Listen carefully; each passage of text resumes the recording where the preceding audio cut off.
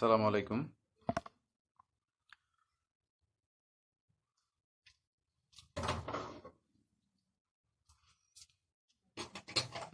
প্রিয় শিক্ষার্থীরা, আজকের যে টপিকসটা নিয়ে আলোচনা করবো সেটা হলো আর্টিকেলে কোনো সহজ নিয়ম নেই, তবুও আমি যেগুলো ইম্পর্ট্যান্ট সেগুলোই আলোচনা করব। আর আমি সবগুলা করব না, সলভ করব না, একটা বা দুইটা সলভ করব। তারপর আমি কিছু গুরুত্বপূর্ণ আর্টিকেল দিয়ে দিব যেগুলো থেকে কমন পড়ার নিশ্চয়তা খুবই বেশি। নিশ্চয়তা না, মানে কমন পড়ার একটা সম্ভাবনা খুবই বেশি। তো আমি প্রথমে করি 17 নম্বর পৃষ্ঠায়। আমি কোনো সংজ্ঞা বা আর্টিকেলের পরিচিতি দিচ্ছি না, কারণ ভিডিও বড় হয়ে যাবে। আর দরকার নেই এত কিছু, আপনাদের মাথা হিজিবিজি লেগে যাবে। তো দেখতে পাচ্ছেন 17 পৃষ্ঠায় 1 নাম্বার যেটা, 1 নাম্বারটা আমি সলভ করি। 1 নাম্বারে কি আছে? নাম্বারে কি আছে? নাম্বারে আছে mister Sadek mister Sadek was one eyed man. আচ্ছা, আমি একটা সহজে একটা টেকনিক বলে দিই যে ও দিয়ে শুরু সকল ওয়ার্ডের পূর্বে এন হবে, কারণ বাউল। একটা কথা, যে বাউল কয়টি? বাউল বলে 5টি। এ, ই, আই, ও, ইউ। এই 5টা বাউলে, মানে বাউল সাউন্ডের পূর্বে আর্টিকেল মূলত বসে বাউল সাউন্ডের উপর নির্ভর করে, ঠিক আছে? এই যে বাউল, বাউল। তো প্রথম প্রথমে আমি লিখি যে ওয়ান আইট। আচ্ছা, এই নাম্বারের মানে ড্যাশ চিহ্নের পরে কি আছে? One eyed man. আচ্ছা, ওয়ানটা শুরু হয়েছে কি দিয়ে? ও দিয়ে, তাই না? ও দিয়ে, অর্থাৎ ও দিয়ে বাক্য শুরু হলে কি হবে? এন হয়। বাউল সাউন্ডের পূর্বে কি হয়? এন হয়, এ এন হয়। কিন্তু এটা এ এন হবে না। কেন এ এন হবে না? আমি একটা শর্ট টেকনিক বলে দিচ্ছি। এটা কিন্তু খুবই ইম্পর্ট্যান্ট। ওয়ান দিয়ে, মানে ও দিয়ে বাক্য শুরু হলে, মানে ওয়ার্ডটা শুরু হলে ও এর পূর্বে কি হবে? এন হবে। কিন্তু যদি ওয়ান হয়, ওয়ানের ক্ষেত্রে এ হবে। এটা মনে রাখতে হবে। শুধু ওয়ানের ক্ষেত্রে এ হবে, আর ও দিয়ে অন্য বাক্যগুলোর ওয়ার্ডগুলোর পূর্বে এন হবে। এন হবে। জি, নাই তো, আমার কাছে নাই। তারপরে তারপর আছে বি নাম্বারে কি আছে? বি নাম্বার আছে হি ওয়াজ এম এ। আচ্ছা, এব্রিভিয়েশন এম, এম লিখতে, আচ্ছা, এম এ, আমরা এম এ বি এ, হ্যাঁ, এভাবে করি না এব্রিভিয়েশন। তো এম এর এম এর পূর্বে কি হবে? কারণ এম, এম এ, এম উচ্চারণ করতে এর একটা আছে, এর উচ্চারণটা আসে এ, এম। তার মানে কি হবে? এখানে এন হবে, কারণ বাউল সাউন্ড আসছে। এম উচ্চারণ করতে এর উচ্চারণ আসে, ঠিক আছে? তার মানে কি হবে? এন হবে। বাউল সাউন্ডের পূর্বে কি আসে? এন হয়। তারপরে সি নাম্বারে কি আছে? সি নাম্বারে ইউএসএ। আচ্ছা, ইউএসএও কি হবে? এ হবে। কেন এ হবে?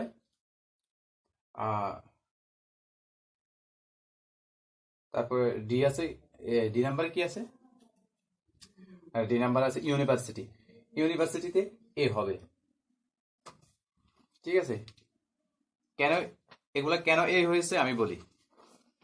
ইউ যদি ইউ এর মতন উচ্চারণ হয়, ইউ যদি ইউর মতো দীর্ঘ করে উচ্চারণ হয়, তাহলে কি হবে? এ হবে, ঠিক আছে? আর এটাও এ হয়েছে কিভাবে? ওয়া, ওয়া দ্বারা ইয়ে হয়েছে, কারণ এটা দীর্ঘ, দীর্ঘ হয়েছে। ওয়া যদি ওয়ান, ওয়ান উচ্চারণ করতে ওয়া আসে, সেজন্য এটা কি হয়েছে? এ হয়েছে। দীর্ঘ হওয়ার কারণে এগুলা এ হয়েছে। আচ্ছা, আমি সবগুলো ব্যাখ্যা বললে অনেক সময় যাবে। তারপরটা একটু দেখি। আচ্ছা, ইংলিশ। তারপরটা কি আছে? ইতে, ইতে আছে। ইতে খালি করে আগে পরের ওয়ার্ডটা হলো ইংলিশ। আচ্ছা, ইংলিশের আগে কি? ইংলিশ, ই আছে, এখানে একটা ই আছে, ঠিক আছে? তার মানে ই থাকলে কি হবে? এন হবে, ঠিক আছে? এন হবে। কেন এন হয়েছে সেটা বুঝতে পারছেন, কারণ বাউল সাউন্ড আছে, বাউল সাউন্ডের পূর্বে সবসময় এন হয়, অর্থাৎ বাউল সাউন্ড সাউন্ড এর পূর্বে এন হবে। বাউল সাউন্ড না থাকলে, কনসোনান্ট সাউন্ড থাকলে, অর্থাৎ এই পাঁচটা ব্যতীত অন্য কোনো সাউন্ড আসলে তার পূর্বে কি আসবে, কি হবে, এ হবে।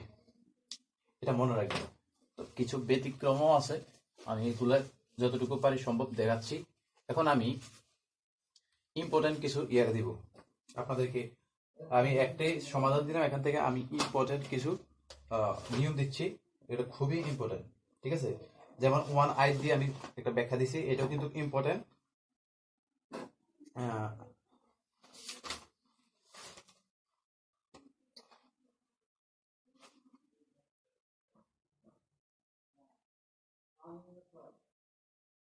আচ্ছা, মনে করেন যে শি ইজ,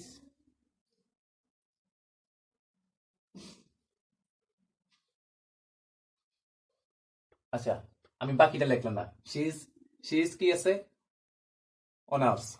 ঠিক আছে, অনার্স। এখানে শি ইজ অনার্স আছে, এখানে কিন্তু এইচ এর উচ্চারণ হচ্ছে না, এইচ এর উচ্চারণ হচ্ছে না, তার মানে কোনটার উচ্চারণ হচ্ছে, ও এর উচ্চারণ হচ্ছে। ওর ও থাকলে কি হবে, এন হবে। অর্থাৎ সাউন্ডের আগে এখানে অক্ষর ম্যাটার না, মানে ওয়ার্ডের সাউন্ডটাই হলো মেইন বিষয়। ঠিক আছে, তারপরে এটা কিন্তু ইম্পর্টেন্ট আছে। তারপরে আছে মনে করেন যে দিলাম দ্য কিং লেফট। আচ্ছা আমি পুরোটা দিলাম না, আমি পুরোটা দিলে অনেক সময় যাবে। আমি আপনাদেরকে কিছু ইম্পর্টেন্ট মেন জায়গাগুলো আমি দেখাই দিচ্ছি। মনে করেন যে যদি যদি ইয়া থাকে,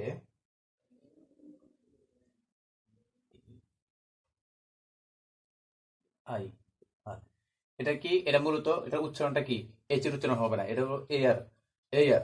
ঠিক আছে, তো এয়ার এর উচ্চারণ কি হবে, উচ্চারণ যেহেতু ই এর উচ্চারণ, ই এর উচ্চারণটা আসছে, তার মানে কি হবে, এন হবে। এটা মনে রাখতে হবে, এই ওয়ার্ড গুলো দিয়ে আসার সম্ভাবনা খুবই বেশি। ঠিক আছে, এর উচ্চারণ রাখতে হবে এয়ার, তার মানে এন হবে। ঠিক আছে, যদি বলি যে হি ইজ ইউরোপিয়ান, আচ্ছা he is a European, he is a European, এখানে এ হবে নাকি এন হবে, আমি আচ্ছা আমি আমি তো বলে দিচ্ছি হি ইজ ইউরোপিয়ান, এখানে কি এ হবে নাকি এন হবে, হ্যাঁ, এখানে কি কোন সাউন্ড আসছে, এখানে ই আছে, কিন্তু ই থাকলে কিন্তু হবে না, ই থাকলেই শুধু মানে মানে নিয়মে পড়ে যাবে, এটা এরকম না বিষয়টা। এখানে এ হবে, কারণ ইউ এটা দীর্ঘ করে উচ্চারণ হওয়ার কারণে এ হবে, এখানে এন হবে না। হি ইজ এ ইউরোপিয়ান, এখানে এন হবে না, হি ইজ এন ইউরোপিয়ান এভাবে হবে না, হবে কি হি ইজ এ ইউরোপিয়ান, কারণ ইউ এবার ইউর উচ্চারণ আসছে। ঠিক আছে, দীর্ঘ করে আসছে। তারপরে আমি যদি বলি, তারপরে এটার মতো ব্যতিক্রম করে যদি বলি ইউনিক প্রবলেম, যেমন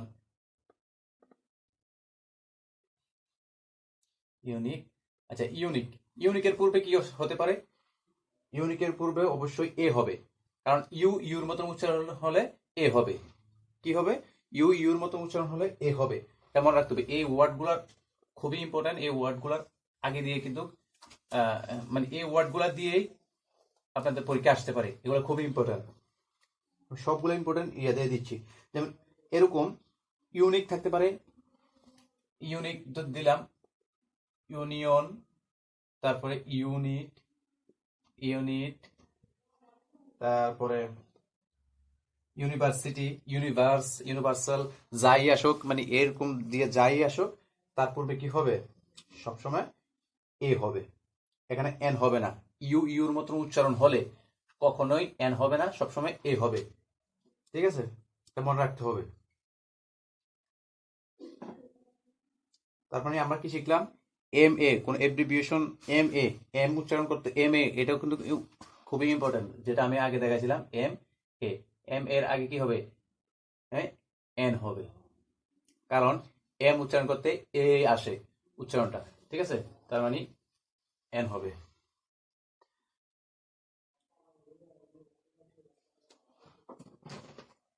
আশা করি এটা বুঝতে পারছেন। আমি এবার দা দায়ের উচ্চারণ চলে যাচ্ছি,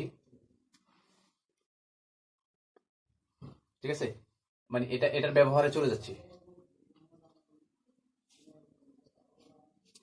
আচ্ছা, আমি বলে দিচ্ছি কি কি কোন কোন বিষয়গুলোর পূর্বে বা কোন কোন ওয়ার্ডগুলোর পূর্বে দা বসে না। হুম যেমন নদী, সাগর, উপসাগর, মহাসাগর, পর্বত, দ্বীপপুঞ্জ, জাহাজ, মরুভূমি ইত্যাদি নামের পূর্বে কি বসে? দা বসে। কিন্তু একটিমাত্র পর্বত বুঝালে বা দ্বীপ বুঝালে দা বসে না। ঠিক আছে, আমি কি বলছি? অর্থাৎ মনে রাখবেন, একটিমাত্র পর্বত বুঝালে দা বসে না, এটা একটু খুব কমই আসবে, এটা ইম্পর্টেন্ট না। ইম্পর্টেন্ট হলো যে কোনো নদীর নাম, কোনো যানবাহনের নাম, মানে যেমন বড় বড় যানবাহনগুলো, যেমন আপনার হেলিকপ্টার থাকতে পারে, বিমান, রকেট, এগুলো থাকতে পারে। তারপরে সাগর, তারপরে মাউন্টেন অর্থাৎ পর্বতমালা, তারপরে জাহাজ, মরুভূমি, এগুলো সবগুলোর পূর্বে কি বসবে?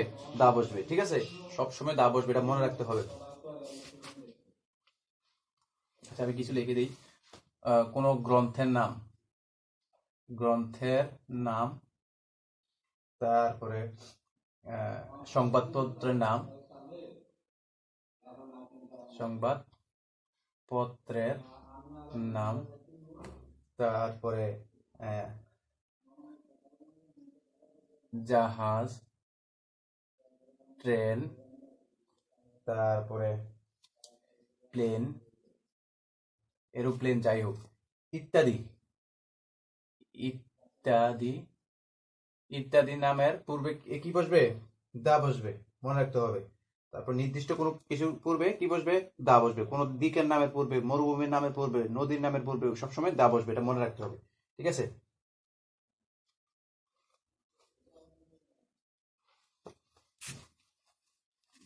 যেমন আমি বলতে পারি যে দ্য কোরআন, যেমন কোনো গ্রন্থের নামের পূর্বে বলতে পারি দ্য কোরআন, দ্য বাইবেল, এগুলো বলতে পারি।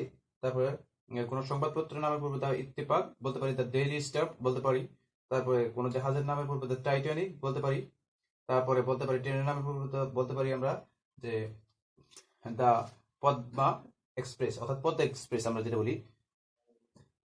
কোনো নদীর নামের পূর্বে দ্য পদ্মা রিভার বলতে পারি, দ্য যমুনা, দ্য মেঘনা বলতে পারি। ঠিক আছে, এভাবে বলা যায়। কিন্তু হ্রদের নামের পূর্বে কখনো কি বসবে না? দা বসবে না। হ্রদের নামের পূর্বে কখনো কি বসবে না? দা বসবে না। হ্রদ যেটা বলে, কিন্তু রোগের নামের পূর্বেও দা বসবে না। ঠিক আছে, রোগের নামের পূর্বে দা বসবে না, যে এগুলো খুবই ইম্পর্টেন্ট। আরেকটা আছে যে জাতি ও সম্প্রদায়ের নামের পূর্বে দা বসে। জাতি ও সম্প্রদায়ের নামের পূর্বে দা বসে।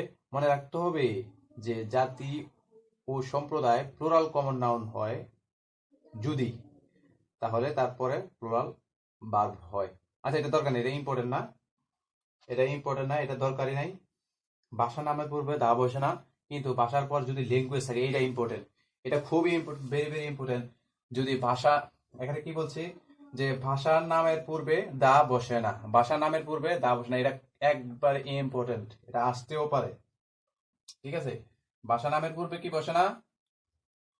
ভাষার নামের পূর্বে দা বসে না, কিন্তু ভাষার নামের পরে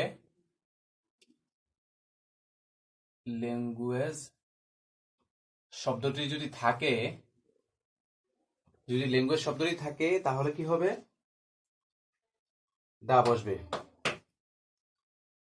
যেমন বলতে পারি যে English is an international language. ঠিক আছে, আমি বলতে পারি যে English is an international language. ঠিক আছে, এখানে এটার পূর্বে কখনো কি বসবে না? দা বসবে না। কেন বসবে না আমি বলছি, কিভাবে বসবে। যেমন ইংলিশের পরে যদি ল্যাঙ্গুয়েজ থাকে, আমি কি বলছি, ইংলিশের পরে অর্থাৎ ভাষার নামের পর ল্যাঙ্গুয়েজ শব্দটি থাকতে, তারপরে কি হবে? দা বসবে। আমি যদি ইংলিশের পরে যদি ল্যাঙ্গুয়েজ লাগাইতাম, এই ইংলিশ ওয়ার্ডটার পরে যদি কি লাগাইতাম, ল্যাঙ্গুয়েজ, ল্যাঙ্গুয়েজ লাগাইতাম, তাহলে কি হতো, যদি বলতাম যে ইংলিশ ল্যাঙ্গুয়েজ, তাহলে এখানে দা বসতো, যেমন দ্য ইংলিশ ল্যাঙ্গুয়েজ এভাবে বলতাম, ঠিক আছে। কিন্তু যেহেতু ইংলিশের পরে কি নাই, ল্যাঙ্গুয়েজ শব্দটি নাই, তাহলে দা বসবে না, ঠিক আছে।